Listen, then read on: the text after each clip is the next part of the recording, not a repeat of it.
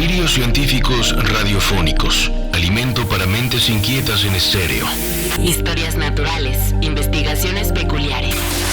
Descubrimientos sorprendentes. Narraciones desde las fronteras del saber colectivo que le ponen sabor a la semana. Porque a fin de cuentas la ciencia que no es comunicada es ciencia condenada al olvido. Amasemos juntos esa materia gris y hagamos bullir el elixir del conocimiento. Bienvenidos a Masaje Cerebral. Bienvenidos, bienvenidas, bienvenides al Masaje Cerebral, su programa de ciencia de confianza, en cortito y al pie, platicadito. Yo soy Claudio Martínez. Sí estoy esta vez en cabina. No es un clon de voz, No soy un clon de voz. Todavía no llegamos a la inteligencia artificial lo suficientemente eficiente para sonar tan mal como yo. Exacto. A mis estupideces naturales, ¿no? Está en el otro micrófono, como ya bien escucharon, Andrés Cota Iriarte. Este tampoco es un clon de voz, ¿eh?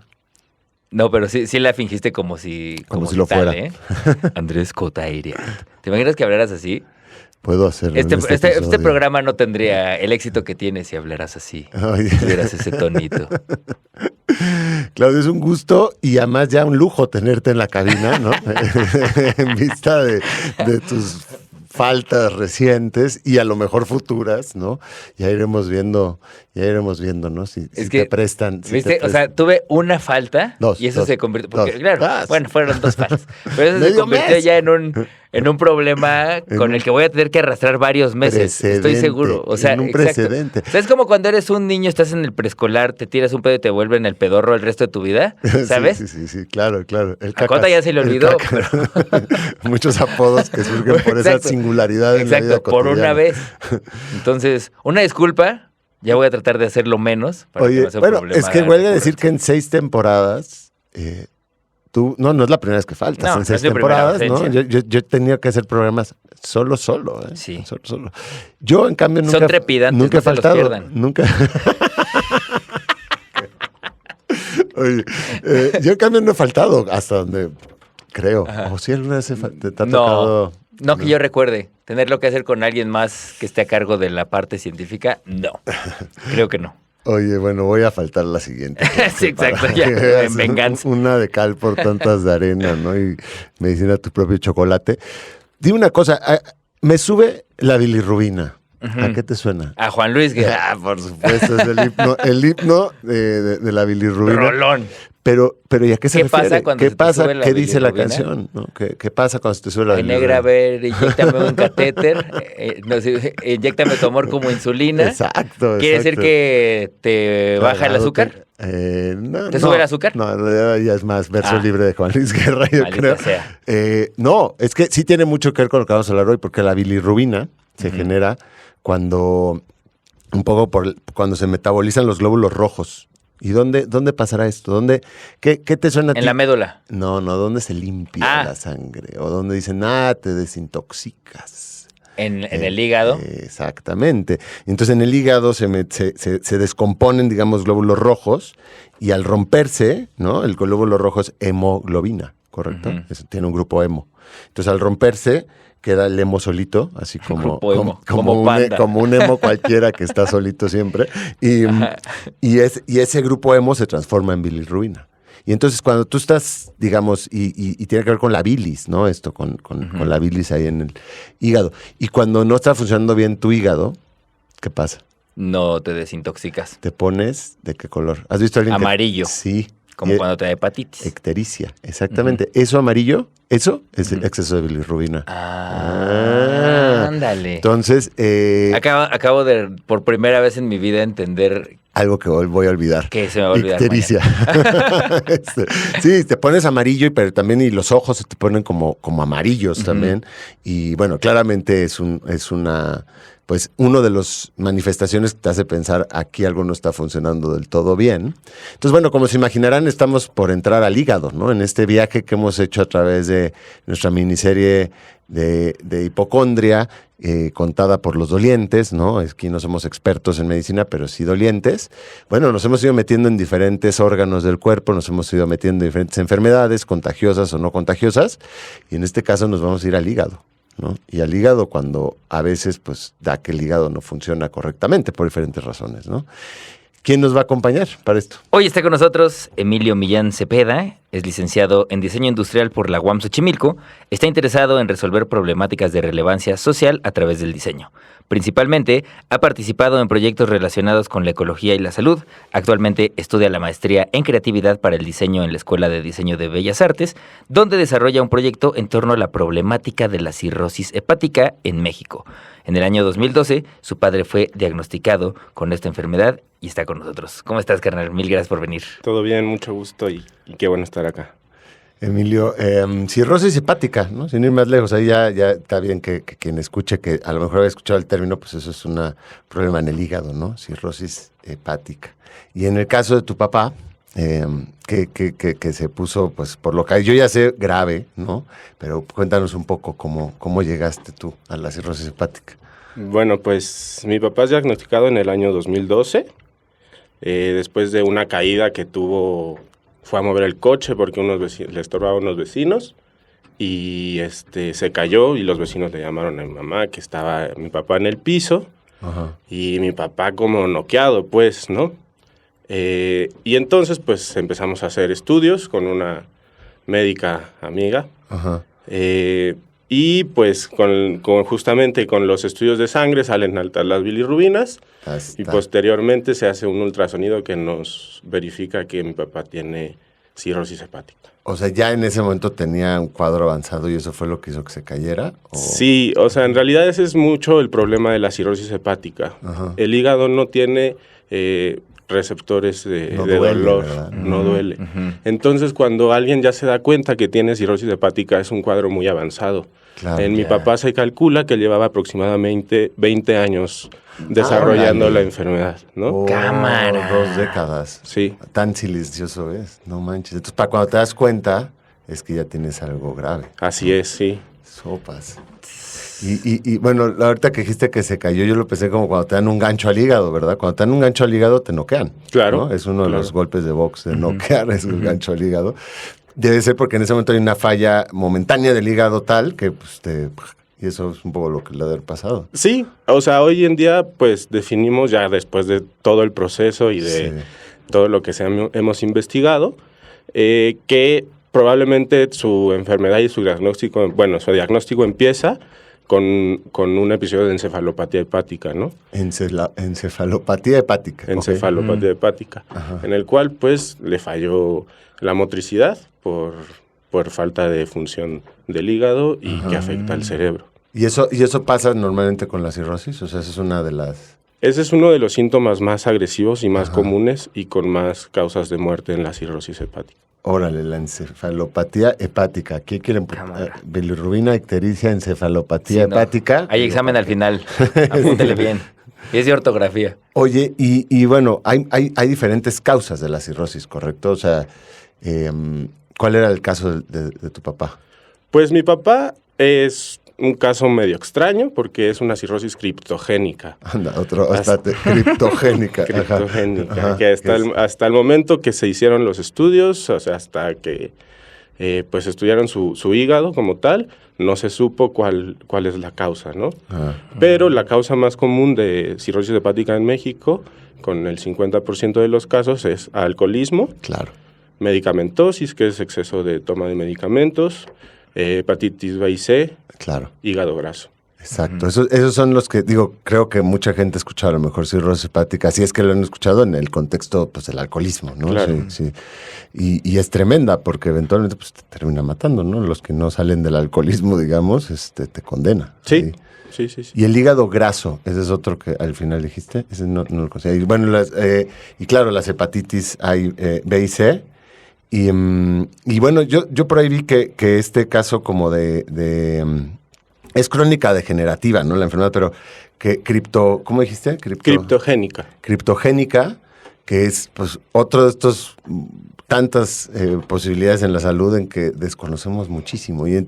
Pero es altísimo, puede ser hasta el 30% de la cirrosis hepática puede tener un origen criptogénico, que no tenemos idea bien cómo funciona. Sí, y es interesante porque a pesar de que la causa más frecuente es el alcoholismo, no somos el país que más alcohol consume. No.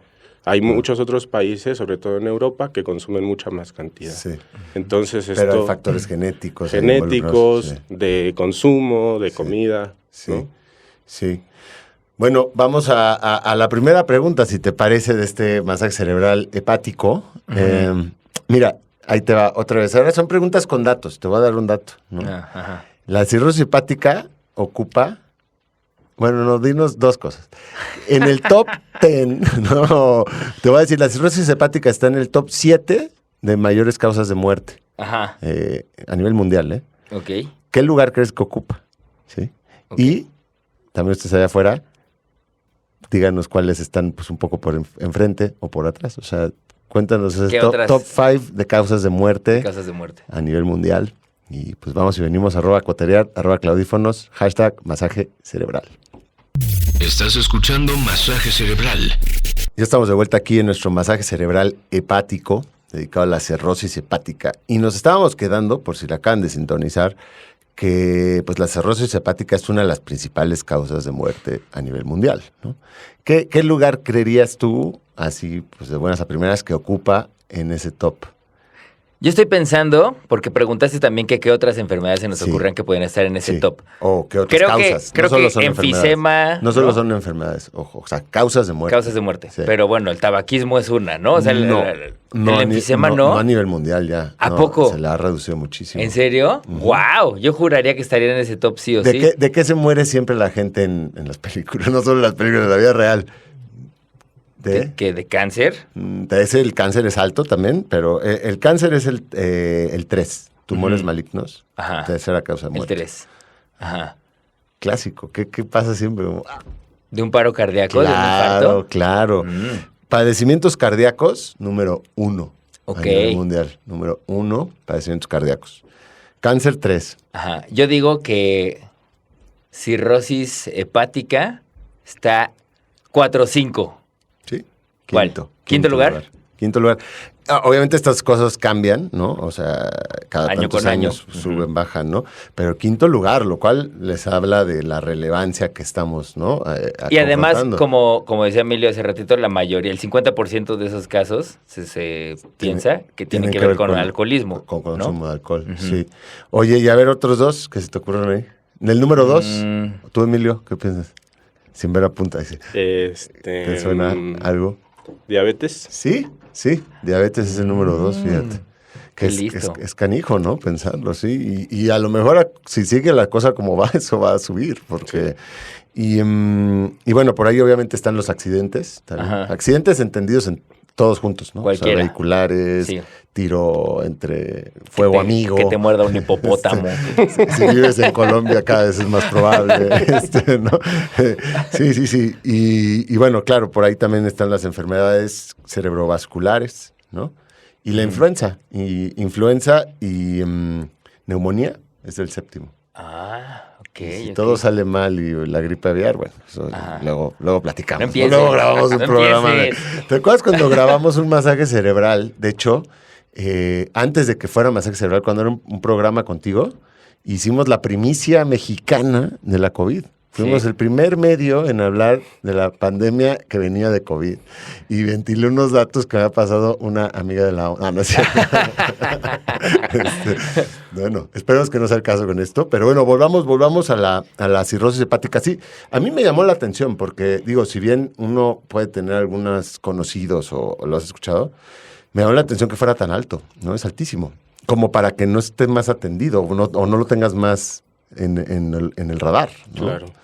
Sí, esto también pasa por lo que les contaba de que el diagnóstico es difícil de hacerse, ¿no? Claro, y largo. Es largo. Sí. Y de hecho en México es la 4ª causa de muerte más frecuente, con 42,000 personas que mueren al año, ¿no? Somos uno de los países que más, o sea, no el que más, pero estamos ahí en el top. Somos el segundo que más, después de Estados Unidos. Órale. Sí. Cámara. Oye, y entonces en el caso de tu padre, digamos, ya después del susto y luego el diagnóstico y bueno, que era este tipo de cirrosis hepática, pues un poco sin explicación, parece una condena, ¿no? Que te toque. ¿Cómo que siguió, o sea, a eso? Bueno, pues lo primero fue recibir información de que mi papá tenía esa enfermedad, de que es irreversible, de que la única cura posible es el trasplante hepático, y con vistas de eso, pues hacer todo el proceso, ¿no? Pues nuestro primer paso fue acercarnos a médicos pues cercanos de la familia que tengan ese conocimiento, y acudimos al hospital de nutrición, ¿no? Mi mamá fue la encargada de llevar todo el proceso de cuidadora primaria, y pues estas historias tan frecuentes de ir a hacer colas, de ir a escribir una carta, de buscarle por todos lados para que mi papá pudiera entrar al protocolo de atención de cirrosis hepática. Claro. Digo, toda la burocracia médica y pues es complicado porque hay más demanda, ¿no? que posibilidad de atención, supongo, ¿no? Como todo. Totalmente, sí. O sea, de hecho se estima que en 2025 más o menos 2 de cada 100 mexicanos van a tener cirrosis hepática. Fíjate. Wow. Sí. Es mucho. Es muchísimo. Es mucho. Y si entras, digamos, al protocolo, eso involucra por lo que estás diciendo el trasplante, por un lado, y algo más. O sea, ¿qué se les da? ¿Hay algún tipo de algo mitiga el avance? Pues no. O sea, únicamente el cuidado puede frenar que no siga avanzando, ¿no? Pero no va a mejorar. Ya.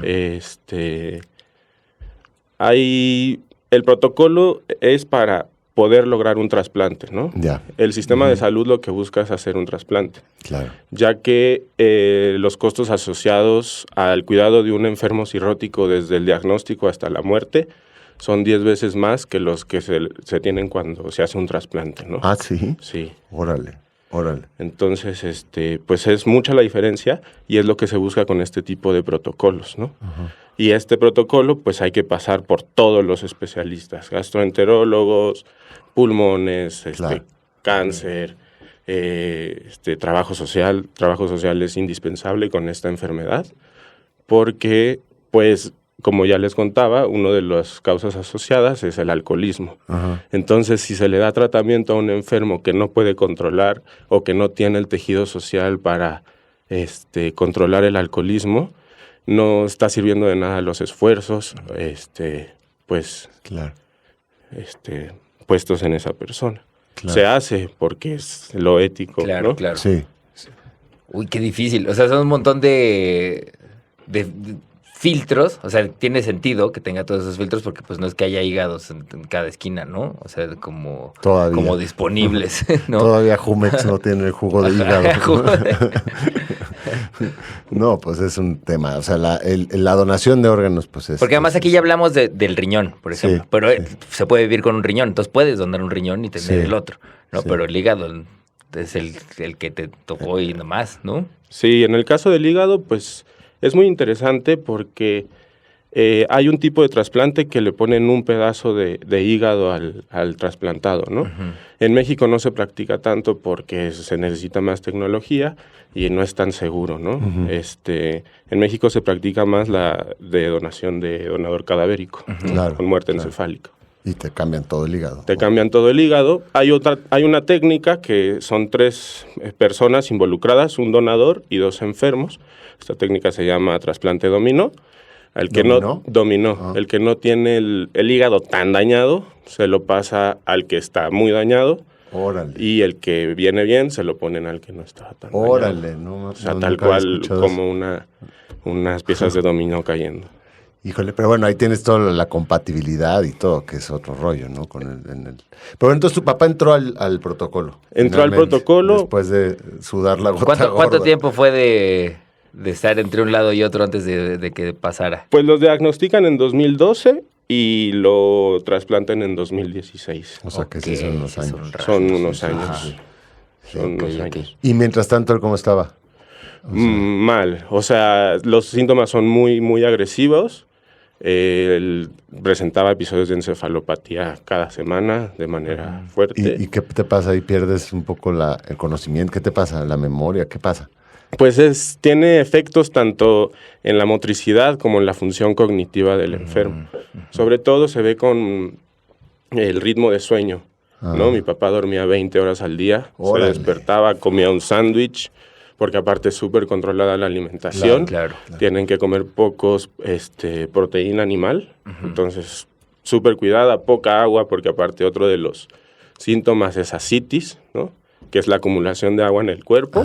Entonces mi papá tomaba máximo 1 litro de agua al día y comía gramos de proteína. O sea, así era. Para tener así el hígado casi sin demanda. Exacto. Órale. Exacto. Wow. ¡Wow! ¡Qué Pues difícil! Está durísimo.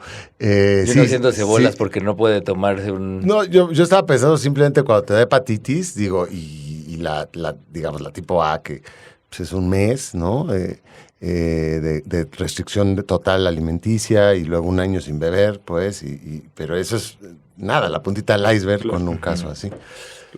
Claudio, estábamos diciendo aquí, nos estaba contando Emilio, ¿no? Que México pues ocupa un lugar alto en la tabla de cirrosis hepática.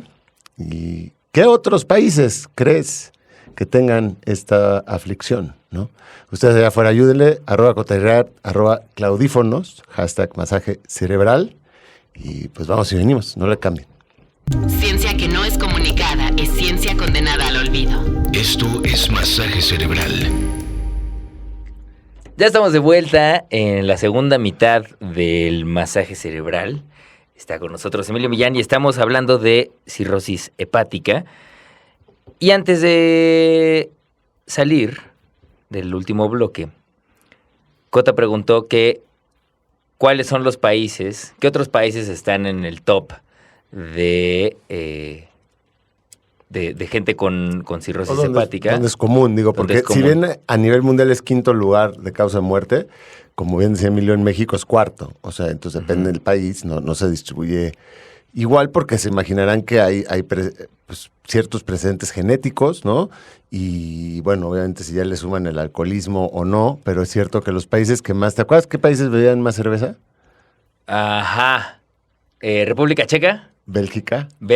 ¿No? O sea, toda esa zona no necesariamente tiene más cirrosis hepática que otros, o sea, entonces... Sí, porque ese iba a ser mi análisis, como desde el alcoholismo. Desde el alcoholismo. Como eres tú. Pero claro, hablando de mi hablando de mi persona. No, porque lo que pienso, y es que también quería hacer esa acotación, es que puede ser muy estigmatizante hablar de la cirrosis hepática desde un punto de vista que solo tiene que ver con el alcoholismo, cuando nos decía bien Emilio que solo es el 50% de esa población. Es la mitad, sí. ¿No? O sea, no es poca, o sea, es una población bastante amplia, pero no es la única razón por la que eso ocurre, ¿no? Ni todo, la mitad de la gente que tiene cirrosis hepática no es por alcoholismo, ¿no?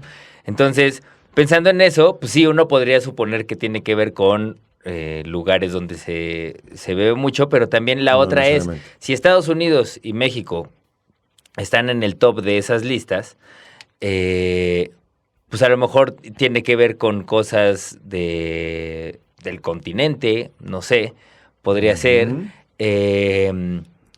Voy a suponer, por decir cualquier otra cosa, que por extensión de territorio, Argentina, Brasil... No, ninguno de los dos. Nada, lejísimos. Y entonces, y del otro lado, voy a decir, voy a ir a tirar un dardo así al otro lado, China. No, pero sí otro país muy poblado. Digo, India. Esto, ojo, no es cantidad de casos, porque en realidad la prevalencia la mides con respecto a 100,000 habitantes, ¿no? O sea, qué tan común es. Claramente, pero aquí sí la casualidad da que la India es uno de los países con una incidencia más alta y con muchos más enfermos, porque pues, la India son 1,000 millones de personas, ¿no? Por sí mismos. Entonces, 270,000 casos tuvieron en el año pasado. Pero otros países a mí me sorprendieron. Mira, Egipto, Nigeria, Mongolia, Uzbekistán, Kirguistán y Ucrania. Esos son como los digo, si tú ves el mapa, yo lo estaba viendo y decía, caray, o sea, porque mi geografía es infalible gracias al Buki, otra vez le mandamos saludos al Buki. Pero sí, es muy curioso, porque no sé, como que uno siempre asocia estas cosas, muchas veces piensas, bueno, pues primer mundo y dieta, ¿no? Así como de puro producto ultraprocesado, pero no, curiosamente Mongolia. Sellos que nadie tiene en un pasaporte. ¿Qué tantas cosas sabes sobre Kirguistán? Pues no muchas, pero ahora sabes que tienen muchas cirrosis. Tienen un problema con cirrosis. Y ya para acabar esta pequeña reflexión, ¿en dónde menos? ¿Cuál crees que es el país con menos incidencia de cirrosis hepática en la población? En las Islas Mauricio. Porque no hay gente, ¿no? Sí hay gente allá. Saludos si alguien nos escuchara en Tasmania, alguien nos podría escuchar en las Islas Mauricio y romperle el récord a Jan de ser el escucha más lejano del masaje cerebral, por favor. ¿A ti te suena? ¿Cuál? No sé, pero tiraría Jamaica. Ese fue buen repechaje ahí. No, Singapur, curiosamente. Singapur y Papúa Nueva Guinea. Pero en Papúa me imagino que porque no han hecho los estudios correspondientes, no sé. Pero, es probable. Pero sí, curiosamente. Oye, pero bueno, volviendo así al caso particular, entonces tu padre sí entró al protocolo y sí recibió un trasplante, ¿cierto? Sí, ¿no? Sí. Él pues echa varios años en el protocolo, le revisan todo, todos todos sus niveles de salud. Y en el año 2016, después del análisis de todo un comité, lo suben en el mes de mayo a la lista de trasplante. Y pues él fue muy afortunado porque... Hubo compatibilidad ahí. Hubo compatibilidad y en junio de ese mismo año lo llaman de que hay un hígado, ¿no? Sí, fue bien, pues bien importante porque pues ahí cambia todo, ¿no? Claro. Pero celebraron con jugos y no con brindis, ¿no? Sí, bueno, ni celebramos. Es el momento de agarrar la maletita que ya tienes preparada. Sí. El doctor, pues, muy, muy buen doctor, nos dice, ya hay un hígado para Oscar, vénganse tranquilos, no hay prisa, viene para acá. Al parecer viene sano, ¿no? Porque a pesar de que ya hay un hígado a la Ciudad de México, al hospital, si los médicos del hospital dicen, este hígado no viene bien, se echa abajo todo el protocolo de trasplante, ¿no? Cámara. Y mi papá tuvo mucha suerte porque mi papá es una persona alta, mide como 1.80, es grande, y resulta que el donante era muy grande, ¿no? No. Mi papá era el único enfermo en toda la lista a la que le quedaba ese hígado. ¡Órale! Por eso llegó tan rápido. Sí. Wow. Sí, supongo que estás en los extremos puede ser a veces positivo, ¿no? O si eres muy pequeño y muy pequeño. O sea, sí, me imagino que... Sí. Que ahí el promedio, pues hay más competencia, vaya. Sí, y la cosa es que no cabe, no es que le puedes mochar un cachito y metérselo al enfermo, ¿no? Repujarlo, o sea, no cabe. ¿No? Así, hazle un doble. Ciérralo. Ciérralo ya, se va a salir. Sí, no cabe en la cavidad y pues no se puede. Ya. Wow. Aparte de claramente la compatibilidad de tipo de sangre. Ajá. O sea, sí le pegó al clavo justo a la medida, pues, ni mandado a hacer. A la medida, sí, totalmente. Y le hacen el trasplante y bueno, y con todo me imagino pues todo lo que conlleva un trasplante y luego pues que no haya rechazo y todo, ¿no? De ser... Es curioso porque, bueno, el trasplante es una operación larga, dura como 10 horas, en la cual 1 hora es estar sin hígado, ¿no? Cuentan los doctores que en cuanto conectaron el hígado de mi papá empezó a trabajar y todo pues fluyó súper bien. Y después de esas 10 horas le llaman a mi mamá que pase a ver al enfermo en terapia intensiva y pues mi mamá se esperaba lo peor, ¿no? Así de la Rosa de Guadalupe. pero no, o sea, llega al cuarto mi mamá y ve a mi papá recostado así como sentado, con las piernas cruzadas, los brazos cruzados y con una cara, otra cara. ¡Wow! Otra cara. ¡Cámara! Sí. Y haciendo chistes y como nunca lo habíamos visto en ese hospital, ¿no? Claro, en esos años. Sí. ¡Qué locura! Sí. ¡Qué cambio tan radical!, ¿no? O sea, porque, pues sí, o sea, si estás pasando de tener una vida de 20 horas de sueño, ¿no? Un ratito para comer algo, tomar un poquito de agua, Sí, y de hecho, pues, en cuanto entró mi mamá le dicen, pues, su paciente a partir de hoy ya no es enfermo cirrótico, ¿no? ¡Órale! Así, de un día a otro cambias... Sí, es que si el problema es un órgano, está contenido en un órgano, ¿no? Lo cambias y... Y todo lo que cambia con eso, ¿no? Wow. Oye, y es que yo tengo ahí dudas, o sea, porque se puede... Tu papá estuvo viviendo varios años con cirrosis hepática, pero si se detiene, eso de cualquier modo quiere decir que estás a contracorriente, ¿cierto? O sea, no la estás librando porque no va para atrás el proceso. Pero hay tipos de cirrosis donde te digan, pues sí, pero no necesita trasplante, quédese así. ¿Tú sabes? Pues tipos de cirrosis, digamos que se pueden dividir en dos, que es la compensada y la descompensada. La compensada es como estos 20 años de mi papá que no nos dimos cuenta, que un día se dormía un poquito más, pero pues tú dices, todo bien, ¿no? Está cansado. Normal, sí.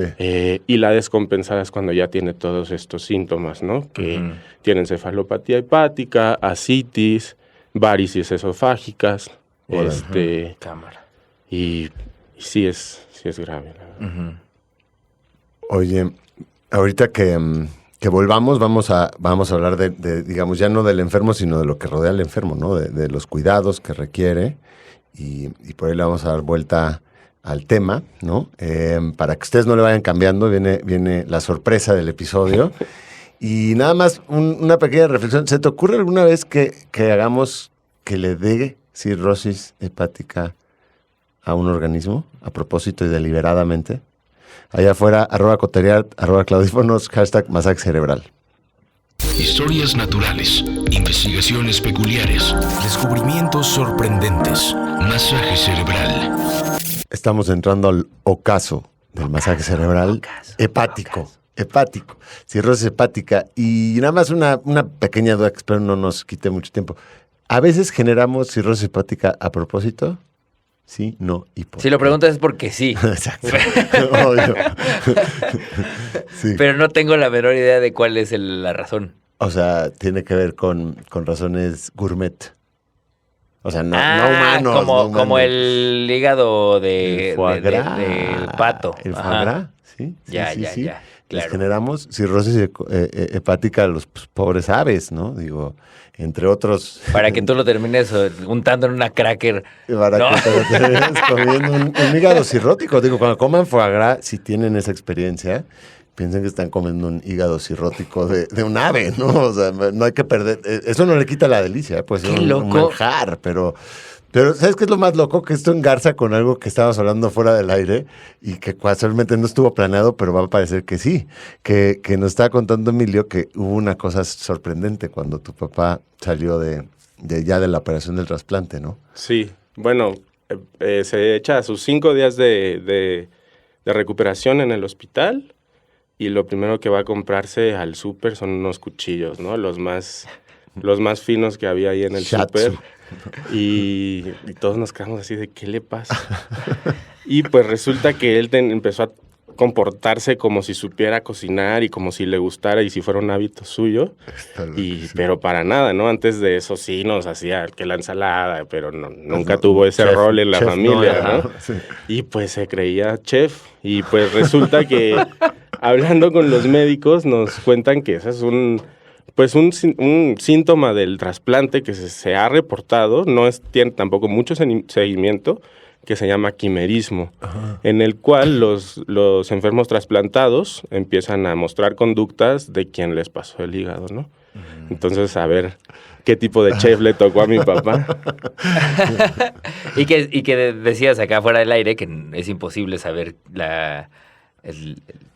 Sí, el donante. La vida del donante, ¿no? Sí. La información de su vida. Entonces, está muy loco porque además sí se presta a esa especulación, ¿no? Seguro fue un chef. Sí. O a lo mejor era un taquero, ¿no? Un chefzote. Pues yo decía Anthony Bourdain, o sea, por tiempos, por épocas, por tamaño, ahí está vamos a seguir investigando. El Buró de Investigativo de Masaje Cerebral va a darle seguimiento a eso. Oye, bueno, y entonces, pero y pensando en los años previos, creo que en muchas enfermedades, y luego no se habla mucho, son los cuidados, ¿no? O sea, la gente que cuida al paciente. Sí. En este caso, pues a lo mejor tu madre, ¿no? O no sé quién haya sido, en quién recayó, sobre todo, o todos un poco. Sí, pues en realidad en esta enfermedad es importantísimo la persona de la cuidadora primaria, le llaman, que es esta persona que sin remuneración alguna, de forma fortuita de un día a otro, se vuelve cuidadora de una enfermedad, ¿no? En este caso crónico-degenerativa. En este caso, pues mi mamá sí tomó ese rol, y pues es muy fuerte en esta enfermedad que es muy claro cómo tu círculo social se va haciendo a un lado, ¿no? Sí había ciertos nodos del círculo social que nos apoyaban y gracias a ellos se pudo hacer todo lo que se hizo, pero por ejemplo la familia de mi papá no quiso participar, se hizo a un lado, y es una enfermedad muy cara, ¿no? De mantener a flote, ¿no? Oye, y un poco sobre por ahí va tu proyecto, ¿no? Con respecto a las cuidadoras. Así es.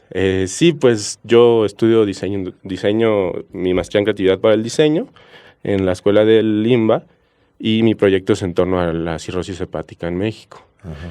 Pues mi hipótesis va un poco de que promoviendo las técnicas, las prácticas de autocuidado en las cuidadoras primarias, ellas pueden brindar un mejor cuidado al enfermo cirrótico y de esa manera disminuir pues los síntomas que él está presentando, tener un menor gasto en la atención del enfermo, porque es muy frecuente la hospitalización en estos tipos de enfermos. Regresando un poco a la encefalopatía hepática, la encefalopatía hepática representa el 10% de las atenciones médicas en México, ¿no? Anda, es muy alto, es muy alto. Entonces, pues, el sistema de salud se sobrecarga, claro. Y en las cuidadoras hepáticas se da algo que se llama sobrecarga, que es el conjunto de problemas físicos, emocionales, psicológicos y, pues, sociales que se crean al ser cuidador de un enfermo como este. Y de eso va justamente mi proyecto, de atender esa sobrecarga a través de promover el autocuidado de las cuidadoras. El autocuidado de la cuidadora, pero sí suena... ¿Y cómo se ataca eso? O sea, bueno, pues mi proyecto está en fase de desarrollo. De desarrollo, sí, exactamente.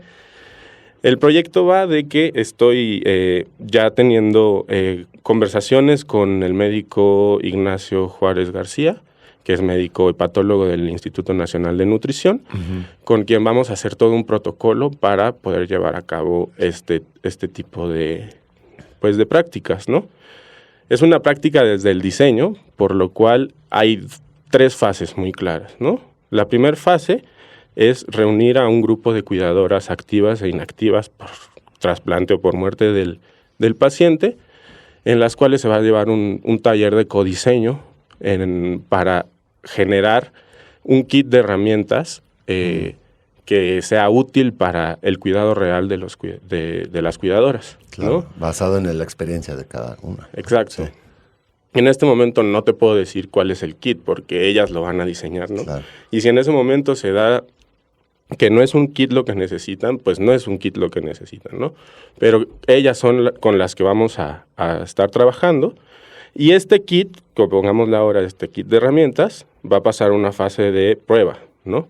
Con 2 grupos, con un grupo de cuidadoras activas, a las cuales se le va a repartir el kit, se le va a hacer un pretest de unas técnicas que miden la sobrecarga, el nivel de autocuidado y también la funcionalidad familiar, ¿no? Que es muy importante en este tema. Después de haberles dado el kit por un rato, estamos discutiendo todavía con el doctor de cuánto va a ser ese periodo, se les va a volver a hacer un test en el cual podamos medir otra vez su nivel de sobrecarga, de autocuidado y de funcionalidad familiar. Órale. Oye, y claro, y esto es un poco como el diseño al servicio de la salud o al servicio del cuidado, que decíamos que dentro del diseño pues hay diferentes, obviamente, dimensiones, y el diseño por la sustentabilidad es muy claro, ¿no? El diseño urbano para mejorar la movilidad, o sea, Esto es como una subcultura del diseño, ¿no? Que es el diseño en pro de la salud. Contraestatario. No, pero sí, es una dimensión poco estudiada y poco, pues han escrito poco de eso, la verdad. Sobre todo se ha escrito pues en Estados Unidos y en Europa. Pero pues es un enfoque de diseño que pone en medio del proceso la vulnerabilidad y la dependencia de las personas, ¿no? Tomando siempre en cuenta que el cuidado no es una cosa de dos personas, ¿no? Del médico y del enfermo, no. Es un cuidado que se tiene que dar integral, ¿no? Uh-huh. Que haya los suministros necesarios en el súper para poder cuidar. Que en la casa haya los baldes y el cloro para poder limpiar y que toda esa red de elementos que afectan el cuidado tienen que ser considerados en este enfoque del diseño. Claro. Oye. Claro, que además, perdón, que el cuidado es multifactorial, como estás diciendo, pero también es una red, ¿no? No puede, sí recae sobre ciertas personas en particular, porque son las que dan las atenciones primarias, pero tiene que rodearse también de gente que esté al pendiente para esa otra persona, ¿no? Pues sí, eso sería lo ideal. Sin embargo, en este tipo de enfermedades crónico-degenerativas son demasiado fuertes para mantener una persona, poder mantenerlos, ¿no? Uh-huh. Tanto emocional como económicamente. Claro. Entonces, pues es importante porque también es un tema que afecta a las mujeres, ¿no? 9 de cada 10 personas que cuidan son mujeres. Y esas mismas personas son personas que no pueden trabajar, ¿no? Uh-huh. Entonces, pues sí se necesita una red de cuidado para poder llevar a cabo esto. En el caso de mi papá, pues fue la familia de mi mamá, amigos, y nosotros 3 que somos sus hijos, y mi mamá que fue la que llevó toda la batuta. No, pues buenísimo. Ojalá cuando salga el kit, pues ya nos visitarás, ¿no? Y nos contarás cuando se salga el kit y se pruebe y todo, resultados. Sí, buenísimo. Sí, claro que sí. Chido. Oigan, nada más rapidísimo, nos vemos, si están escuchando esto, en Tijuana o en el norte, noroeste del país. 24 y 25 vamos a estar ahí en Tijuana presentando el Sensacional de Literatura Mexicana. Luego el 27 de abril va a ser acá en la UNAM, en el Festival del Libro y la Rosa. Y luego el 3 de mayo en Cuernavaca. Ese es un pequeño tourcito. Y ya, si están escuchando esto más adelante, pues 29 de mayo en el Huerto Roma Verde. Tenemos un evento enorme con Tlalocan, que es el Festival de la Lluvia, con la gente de nuestros amigos de Isla Urbana. ¿Vale? Pues cáiganle. Siempre es un gusto que escuchen, pero también conocerles. ¿Va? Claudio, gracias por venir a este programa. No, hombre. Espero ya se vuelva otra vez costumbre, ¿no? Gracias, Cota. Mil gracias, Emilio. Un agradecimiento específico por contarnos una historia que te llevó a otro lado y que también está bien interesante que haya detonado otros procesos de creatividad, además de cuidado familiar y de la comunidad. Y pues un abrazote a tus jefes. No, muchas gracias y un gustazo y muchas gracias por abrir estos foros a otros lugares. Acá andamos. Nos escuchamos en el próximo Masaje Cerebral. Esto fue todo el Masaje Cerebral por hoy. En la siguiente emisión continuaremos alimentando las mentes inquietas de la radio pública a través de Reactor